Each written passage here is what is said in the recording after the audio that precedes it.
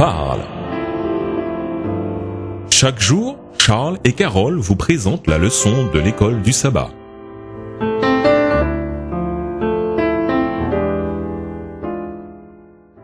Bonjour chers auditeurs, Bonjour à tous. nous voilà au mardi 10 décembre, la colère des nations. Lisons Apocalypse 14, verset 7. De quel jugement ce verset parle-t-il ? Apocalypse 14, verset 7. Il disait d'une voix forte, « Craignez Dieu et donnez-lui gloire, car l'heure de son jugement est venue, et adorez celui qui a fait le ciel et la terre et la mer et les sources d'eau. » Le jugement dont il est question ici débute avant le retour du Christ, décrit dans Apocalypse 14 et versets 14 à 20. Il s'agit donc de la même instruction du jugement que dans Daniel 7. D'après Daniel 8, verset 14, elle a débuté en 1844, ce qui coïncide avec le message des trois anges exhortant les hommes à adorer Dieu et à se détourner de la bête et de son image, qui s'est manifesté seulement après les 42 mois prophétiques ou les 1260 jours. Il s'agit de la même période qui s'est terminée en 1798 après Jésus-Christ. Apocalypse 13, les versets 3 à 5, 12 à 14. Tandis que résonne le dernier appel d'Apocalypse 14, versets 6 à 12, la porte de la miséricorde est encore ouverte, les hommes étant exhortés à se détourner de Babylone et à adorer le vrai Dieu. Quelle est la portée du jugement divin ? Apocalypse 11, les versets 17 et 18.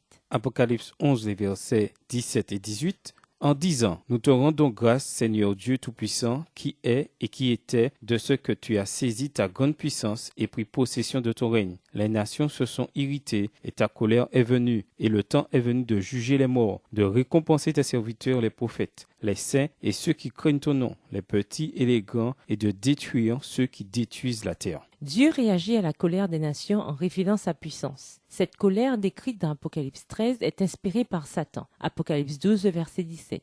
Pour les croyants opprimés dont la supplique perpétuelle en appelle au jugement divin, Apocalypse 6, le verset 10, il semble ne jamais devoir arriver. Il a pourtant commencé à l'époque prophétisée et le jour eschatologique des expiations se déroule en harmonie avec les plans divins. On trouve dans Apocalypse 11, les versets 17 et 18, une courte description du jugement divin. Il commence au ciel, puis se poursuit sous terre, lorsque Dieu détruit les puissances mauvaises qui ont corrompu l'humanité. Apocalypse 19, verset 2. Dieu a conçu sa colère dans le sanctuaire céleste et il la déverse à travers les 7 fléaux. Apocalypse chapitre 15 à Apocalypse chapitre 18. Au retour de Jésus, Dieu récompensera aussi son peuple fidèle. Apocalypse 22, le verset 12. Puis il jugera les morts et supprimera le mal. Apocalypse 20, les versets 11 à 15.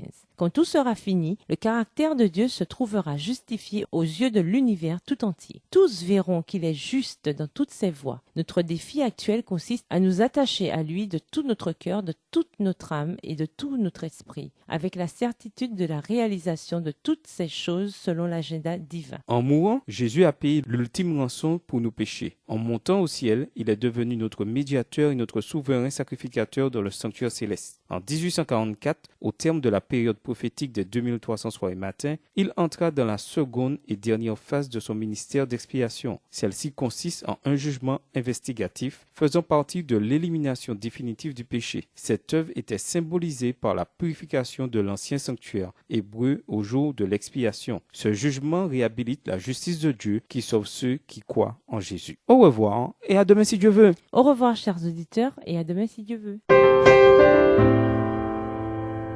Dieu nous parle.